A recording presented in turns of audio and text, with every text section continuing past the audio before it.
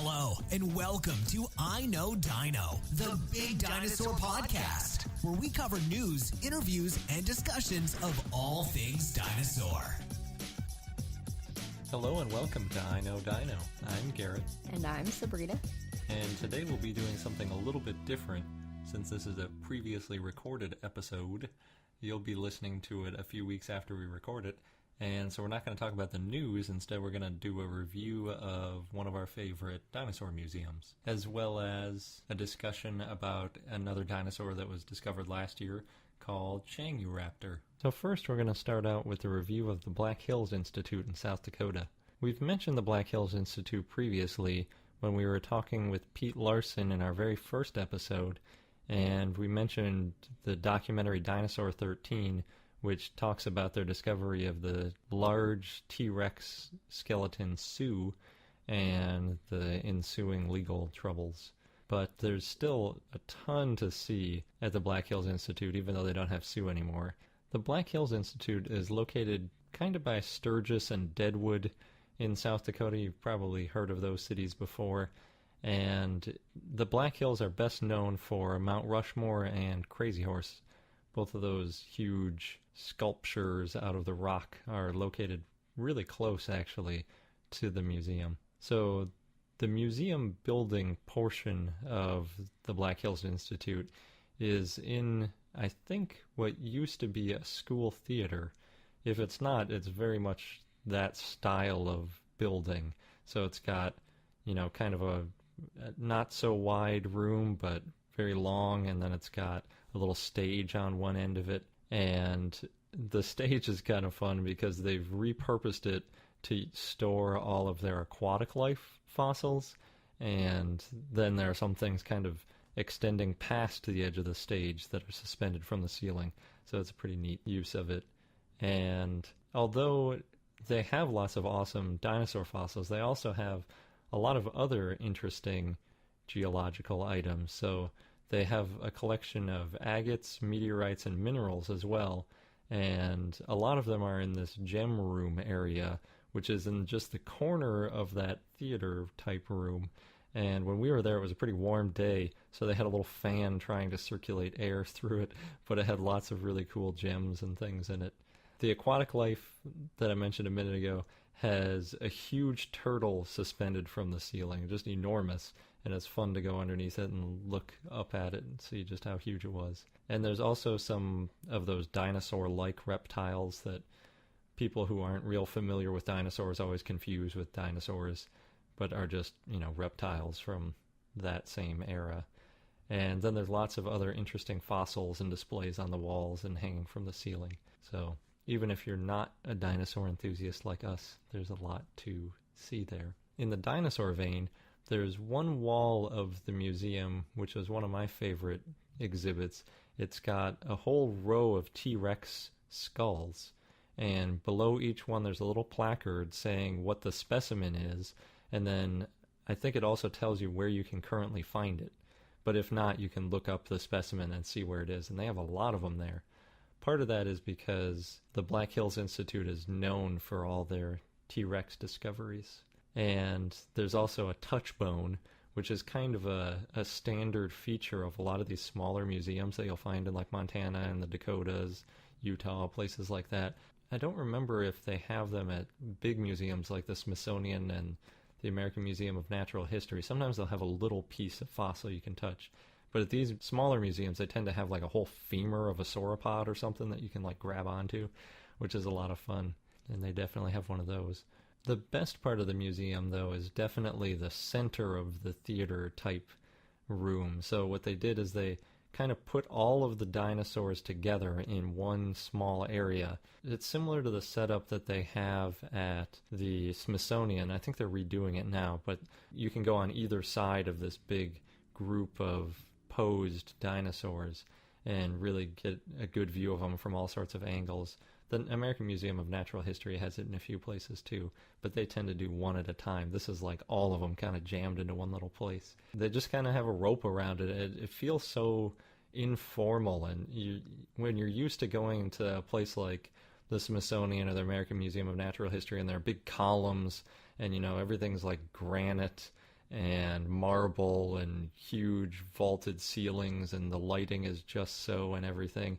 It's really fun to go to one of these smaller museums where it just feels like someone bought it because they loved archaeology and paleontology, and that's really what they did. In the documentary Dinosaur 13, they show the origins of the Black Hills Institute and how it was like a family that loved dinosaurs and all of the archaeology that went into it, and they bought this place because they wanted to show off and sell and exhibit all of the things that they found. So it really has that feel to it. They definitely haven't lost it over the years, despite all the huge finds and how much business they're doing these days. But it's an excellent little museum. Going back to that area in the middle of the room, so the big standout in that area is Stan the T-Rex. And when they lost Sue, it must have been heartbreaking for them, because that would have been the greatest centerpiece you can imagine. It was just huge. Stan isn't quite as big or quite as complete as Sue, but it is still an incredibly big and impressive T-Rex skeleton. So it's named Stan because of Stan Sacrison, who's the man who discovered it. And like Sue, it was also discovered in the Hell Creek Formation in South Dakota. And most of the T-Rex skeletons that have been found are from that Hell Creek Formation. So in that centerpiece of the museum, there's a few other really impressive skeletons. There's a few Triceratops examples, and there's a myriad of other dinosaurs in there as well. One paleontologist told us that there are a lot of Triceratops skulls found around the place, but not a lot of bodies, because since they were a prey animal, a lot of them got eaten, but the skulls were left all over the place, and they have quite a few ceratopsian skulls around as well. I think there was also an Acrocanthosaurus in there. I know that the Black Hills Institute sells models of it, and I think they have an example on display, which is really cool. And then if you're into the aquatic side of things, there's one of those plesiosaur type, really long neck, Loch Ness Monster type looking skeletons on display that sticks out way past that aquatic stage. So really cool. There's also a cool map in the museum, and it shows how many T-Rex fossils have been found in South Dakota and where they're currently housed. And there's at least 5 T-Rex specimens that are currently housed at the Black Hills Institute. That doesn't mean that they're all on display, as museums always do. You display certain specimens, other ones you're doing research on, or you're just storing for the time being. So the big one that's on display is Stan, but they have quite a few others there as well. So outside of the museum, they have a super friendly staff. We talked to the guy who was there for at least a half hour about how prolific the Black Hills Institute is with finding T-Rex fossils, just how good they have been at it, and a lot of other aspects of the museum. They really do have a cool history. The gift shop is almost as big as the museum, at least in square footage. It's obviously not as tall and good for displaying dinosaurs in. They're not wasting that space at all. They really jammed in as many skeletons and fossils and everything that they could in that area. But there's still a ton of cool stuff in the gift shop. We probably spent almost as much time in there as we did in the museum itself. They have lots of little plush things, and then they have cool shirts that they made specifically for the Black Hills Institute, and posters. They have a big PR kind of promotional push for Stan the T-Rex. You can get lots of things themed after Stan. So some of that stuff's pretty cool. We had to buy a couple shirts and posters before we left because there was too much cool stuff. They also sell little fossils and lots of models as well. But most of their models are sold directly to other museums. Their main business is selling models and casts of T-Rex fossils, and some they sell other ones too, like I mentioned, Acrocanthosaurus. They also invented a way to display their fossils, so I think part of the reason they sell so many is they don't have to ship in the individual pieces and then assemble it, like a whole Lego set, piece by piece, all of the bones. They sell them partially assembled, but small enough that you can get them through doorways and all the small entrances you might have in a museum, and then assemble it easier once it's in there. and they don't have to suspend it from the ceiling or anything, so it looks, when you're walking around, the models that they sell, they look like they're actually standing, freestanding. Unlike a lot of these smaller dinosaur museums, they're actually open year-round. If you go somewhere like Montana, most of the museums are only open Memorial Day through Labor Day, which is, the unofficial summer. And the Black Hills Institute does have summer hours where they're open longer and open every Sunday. In the fall, they're open Monday through Saturday, and then you can call in and maybe they'll be open on Sunday, maybe they won't. In the winter, they're closed on Sundays, and then in the spring, they've got that call in on Sundays, and they might be open. But that's actually pretty good for one of these museums. Like I was saying, a lot of them aren't open at all in the winter. So that's my summary of the Black Hills Institute. It's one of my top 5 favorite dinosaur museums that I've been to. So I strongly recommend that you go there, especially if you happen to be in the area. Say you're going to see Mount Rushmore, or you're at that Sturgis motorcycle rally that draws in a lot of people. It's pretty convenient. It's right downtown in a little city called Hill City.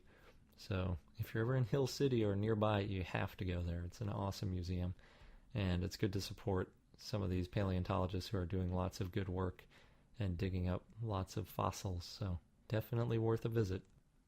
Our dinosaur of the day is Changyuraptor yangi, which means long-feathered robber. It's 125 million years old, and it could probably fly, but it was not a bird. Actually, what makes it really interesting is it is a non-avian dinosaur. It lived in the Cretaceous period in China. It was found in northeastern China in the Liaoning Province, and Gang Han, a paleontologist from Bohai University, and his team, which included researchers from China, the US, and South Africa, described Changyuraptor in Nature Communications in July 2014. One of Changyuraptor's close relatives is Microraptor, and Microraptor had hind wings on its legs, which were basically elaborate tail feathers. But Changyuraptor was a lot bigger than Microraptor. Microraptor was about the size of a hawk, while Changyuraptor was closer to the size of an eagle. It was 4.3 feet long with tail feathers that were almost 1 foot long, and these are the longest feathers found on a non-avian dinosaur. And Changyuraptor had a 21-foot wingspan. But again, it was not a bird. The first birds actually descended from dinosaurs 25 million years earlier, and Changyuraptor, like Microraptor, was part of this group called dromaeosaurids.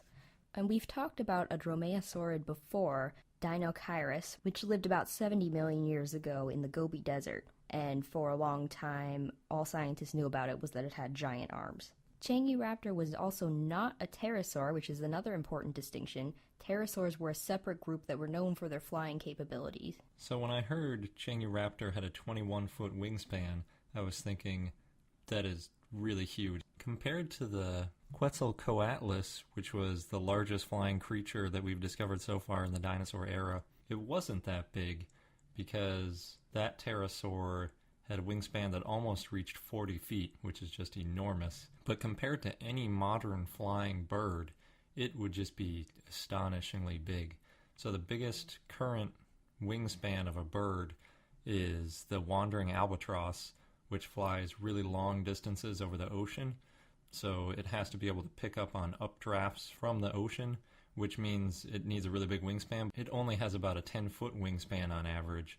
So this is more than twice as big as that, which is just pretty crazy. And that foot-long feather, too, to go with it is pretty nuts. Changyuraptor is a dromaeosaurid, but it's also part of the Microraptoria group, which is a group of predatory dinosaurs with 4 wings, and this means that they had such long feathers on their legs it looked like they had a second set of wings. The discovery of Changyuraptor may help to show how flight evolved, though there was probably evolutionary convergence since there were birds 25 million years before Changyuraptor.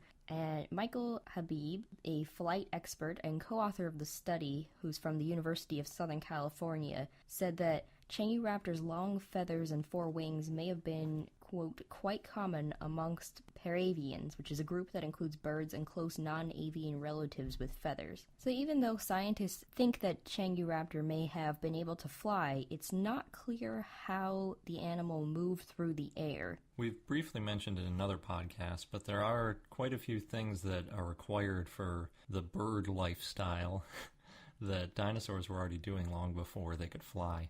So, for instance, the hollow bones that larger dinosaurs had to keep their weight down eventually became useful for birds to keep their weight down for flying. And the nesting behavior, which birds use to keep their young up in trees and nests away from predators, was also exhibited by dinosaurs down on the ground. And then finally, with dinosaurs like the Changyuraptor, the feathers obviously come in very handy when you're trying to fly, although they certainly weren't originally evolved with the intention of flight.